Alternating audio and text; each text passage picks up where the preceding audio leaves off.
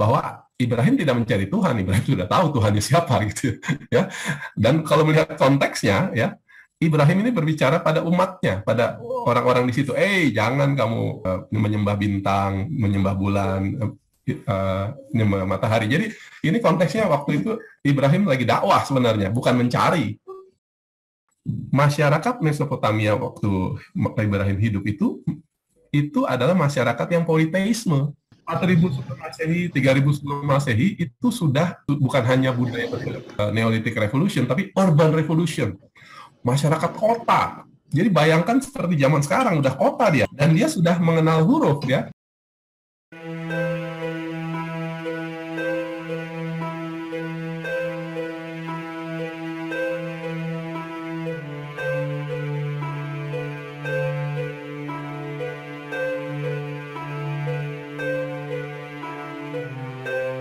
Bagian-bagian awal komentar ya, saya sependapat dengan semua ayat bisa ditafsirkan memang, tapi ya penafsirnya aja yang harap mengetahui keterbatasannya begitu ya. Tapi intinya memang semua ayat bisa ditafsirkan karena ada pesan dari Allah kan di situ ya, sehingga Allah ingin menyampaikan pesannya kepada manusia ya, pada nas ya.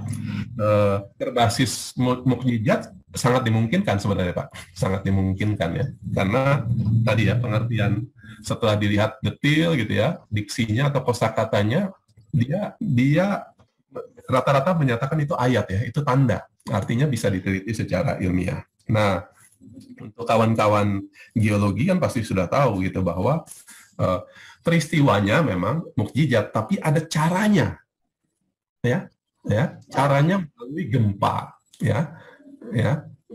Misalnya tanah terbalik ya, tafsiran zaman sekarang ya gempa gitu ya, atau misalnya laut terbelah gitu ya, tafsiran zaman sekarang tsunami gitu ya, atau misalnya korun ya, amblas tanahnya gitu ya, mungkin tafsiran sekarang likuifaksi gitu ya, terus apalagi misalnya ya, api menjadi dingin ya, mungkin tafsiran sekarang kaji secara nanoscience ya, seperti itu ya, dan lain sebagainya. Artinya peristiwanya pernah ada gitu ya, lalu dikasih tanda gitu ya, lalu ilmuwan diminta meneliti ya. Nah ini saya yakin nanti pasti akan ketemu ya, cuma saya nggak tahu berapa waktunya begitu ya. Saya mau kasih ilustrasi sedikit tentang situasi zaman itu ya, situasi zaman itu ketika Nabi Ibrahim hidup ya.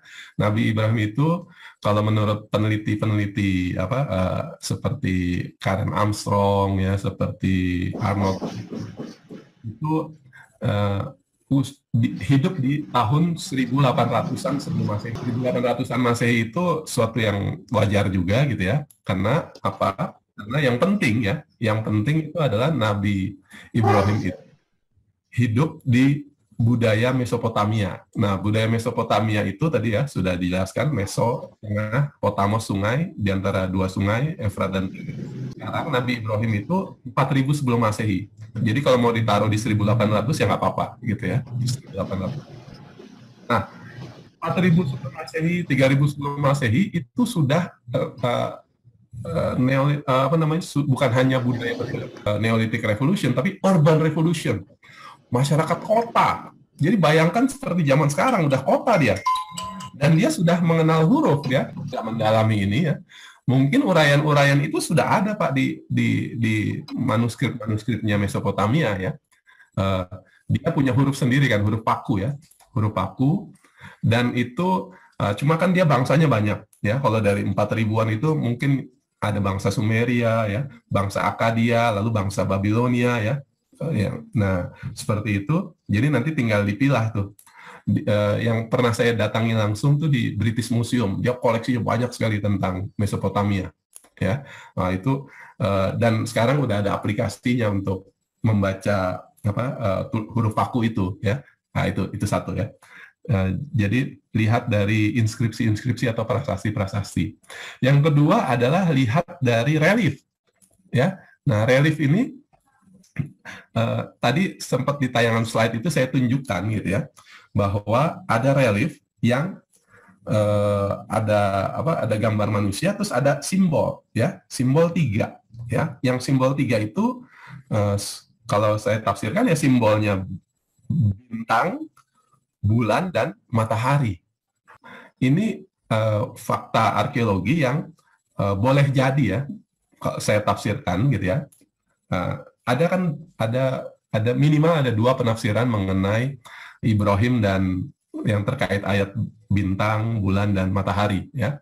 Yang satu menyatakan ini peristiwa Ibrahim mencari Tuhan ya. Nah, kalau saya setelah melihat artefak itu cenderung gitu ya ke penafsiran yang satu lagi ya, bahwa Ibrahim tidak mencari Tuhan, Ibrahim sudah tahu Tuhannya siapa gitu ya.